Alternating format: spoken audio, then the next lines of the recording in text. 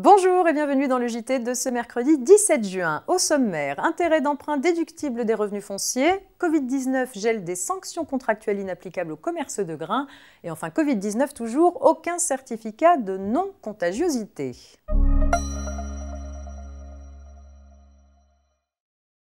On ouvre tout de suite cette édition avec un point sur les intérêts d'emprunt déductibles des revenus fonciers. Pour mémoire, les particuliers qui donnent un bien immobilier en location nue sont imposables dans la catégorie des revenus fonciers. S'ils relèvent du régime réel, ils peuvent sous certaines conditions déduire les charges de propriété qu'ils ont effectivement supportées et notamment les intérêts d'emprunt contractés pour l'acquisition et la conservation de leurs biens. Tel n'était pas le cas dans l'affaire qui a retenu notre attention.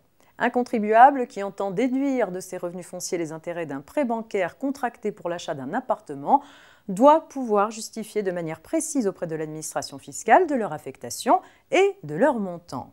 Cette déduction peut dès lors être remise en cause lorsque l'acte d'acquisition ne mentionne pas le recours à un emprunt, que le tableau d'amortissement présenté ne précise pas l'affectation du prêt et que les frais en litige ne correspondent pas au montant des intérêts mentionnés sur ce document.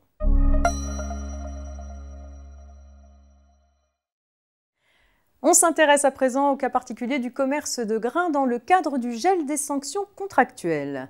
L'ordonnance dite délai du 25 mars 2020 prévoit un mécanisme de gel des clauses sanctionnant l'inexécution d'une obligation dans un délai déterminé. L'ordonnance du 3 juin 2020 vient réduire le champ d'application de cette mesure dérogatoire. Elle est écartée dans les contrats de vente, de livraison ou d'affrètement maritime et fluvial portant sur des marchandises d'origine agricole, fongibles, non périssables et sèches ou sur des produits issus de leur première transformation. Par conséquent, les clauses pénales, résolutoires ou de déchéance prévues dans ces contrats peuvent produire leurs effets sans report des délais convenus par les parties. Pour les contrats en cours, il faut tout au plus attendre l'expiration d'un délai de 7 jours après l'entrée en vigueur du texte, soit le 12 juin 2020.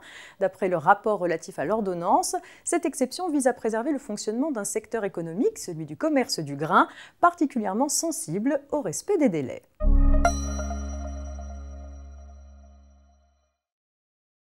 On termine avec une mise au point relative au certificat de non-contagiosité.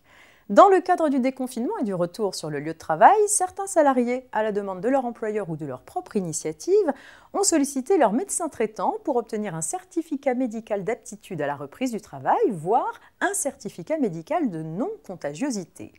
Dans un communiqué en forme de mise au point, le Conseil national de l'Ordre des médecins précise que le certificat de non-contagiosité n'existe pas et que l'examen de reprise du travail, effectué par le médecin du travail et non par le médecin traitant, ne s'impose que dans des cas limitativement énumérés. On citera par exemple le retour de congé de maternité ou l'arrêt de travail pour maladie professionnelle. Le médecin traitant n'a donc pas à souscrire à ce type de démarche. Par ailleurs, un salarié ne peut pas se voir empêché de travailler pour non-production d'un tel certificat.